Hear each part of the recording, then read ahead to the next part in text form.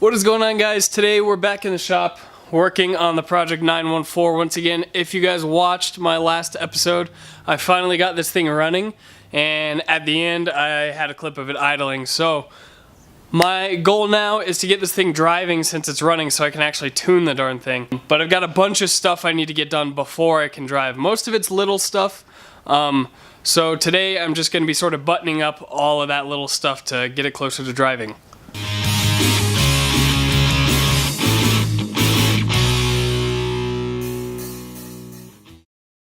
So the main things that I need to get done are finishing the CV axles and installing them, finishing up the cooling system, trimming all the hoses and getting everything clamped together and full of coolant, finalizing the shifter cables, getting them completely dialed in and tightened down to where they're not going to slip out. I'm actually going to remake a couple of the brackets as well just to make them a little more like skookum. And then I think I just needed to do a once around on the car, make sure everything's tight, especially on the engine mounts. I know right now it's like completely loose, so I probably need to go buy some new hardware and sort of bolt the cradle back to the car itself. But let's get started. I'm going to start with greasing the CV axles. So if you don't know, my CV axles on one side, they're the Porsche spline. On the other side, they're the Subaru spline. I'll put a link in the description of the shop that machined the axles themselves for me. But because of that, I had to rebuild the entire CV axle assembly, so now I need to re-grease and basically finish up the CV axles themselves.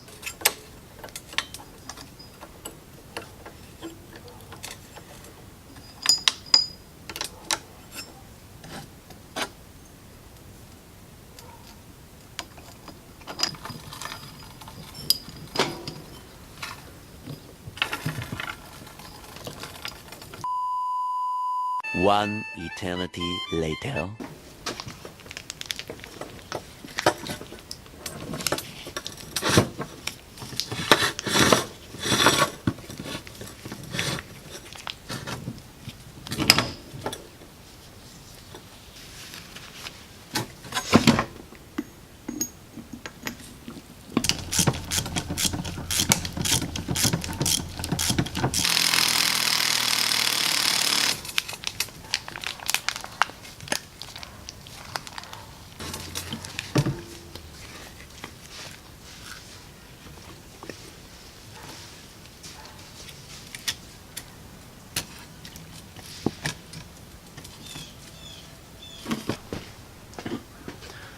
So now that I got those CV axles put together, I thought I'd go over and button up the cooling system. It's been a really long time since I've done anything or talked about the cooling system. Those were like my very first videos, so check those out in wherever the card popped. Obviously this car was air cooled originally, so it didn't have a radiator whatsoever, so I had to come up with my own solution. And here it is, holes cut in the front apron and bumper, shrouding made out of sheet aluminum on all four sides bolted together. This is a stock Subaru Legacy radiator, and then I've got these flex hoses, and then in between the flex hoses, let's see, I've got flex hoses that come straight off the radiator, and then these little adapters, which just go from 1 1/4 to 1 1/2, and then that goes to the heater hose. You know, it's my radiator hoses that run along the bottom side of the car to the back.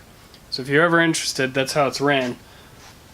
Essentially, I just need to clamp everything up in the front and then pull the hoses to the back because they still need trimmed. They're still a little bit long. So I'm going to do that.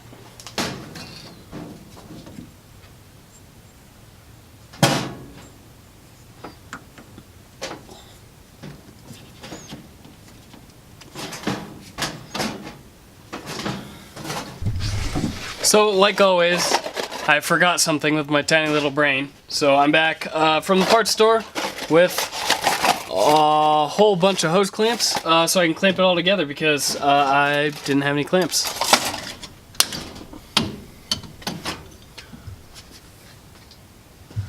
Well, that's definitely how a razor blade's supposed to work. New one.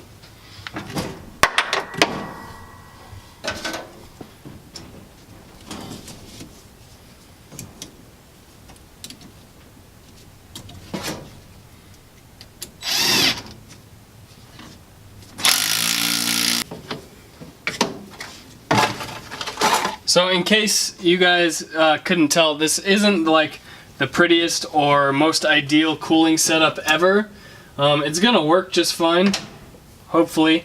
But what it is about as cheap as I could possibly go while not being ghetto.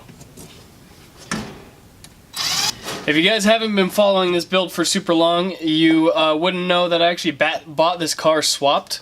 However, the previous owner didn't really know what he was doing at all, and ruined everything. So I've redone everything. He did it probably the cheapest possible way. He had PVC fittings that went to a Jeep Cherokee radiator shoved inside of the engine bay. It didn't work. So here's the setup all finished up. Got my upper hose, no kinks. Lower hose, no kinks either. Ignore the ghetto fuel pump setup situation down there. There's the shrouding, by the way, if you're interested. I still need to cut this section out of the bumper, but those are oil cooling holes rather for an oil cooler. Holy crap, my voice does not work. Words, what are they? And above this, you can't see it, but I cut 2 big holes in the front here so that there can be air, because you need air to cool your engine. Something like that. I think the rest of my cooling system... Ow.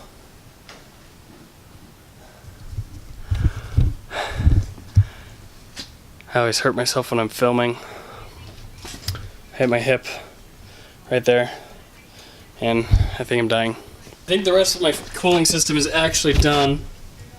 You can see them running along the bottom of the car there, and then when I come around to the back, they run into those same adapters and then straight into the engine.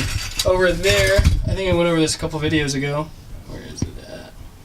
You can see that this hose goes into a radiator hose that actually starts there and then goes all the way up to the top of the engine, because that's where the stock water outlet is on the Porsche. That one I just found at AutoZone, and it happened to work out perfectly. I like using parts and stuff that are off of stock cars, like that radiator hose, because if I ever break it, then there's a good chance that I can just find it at the local parts store. Now I know some people are going to see that I have rubber hoses going along the bottom of the car and think it's dumb. There's going to be people that are going to say, you know, why didn't you run hard lines? Now my reason for not running hard lines is if it ever bottoms out, which is likely because it's a pretty low car, I run the risk of kinking it, and there's not really an easy way of fixing a kinked line like on the road or at the track. Now the rubber ones, if they hit the ground, they'll just deform and wear a small spot in it. It's really thick rubber though. Here's a piece. So it's not going to wear out in one time. So as long as I keep an eye on it and make sure I'm not getting a hole worn in it, I won't ever have that issue. Now I know people are still going to complain and say, well, you could just run the hard lines through the cabin and then you don't have the problem of it getting just kinked. But I would really like to avoid cooking my calves with boiling water running through a metal pipe right through it. So there's my reasoning. That's why I'm running with this. People who put V8s in these things run with this stuff all the time, and this is what everyone says to use, so stop. Stop!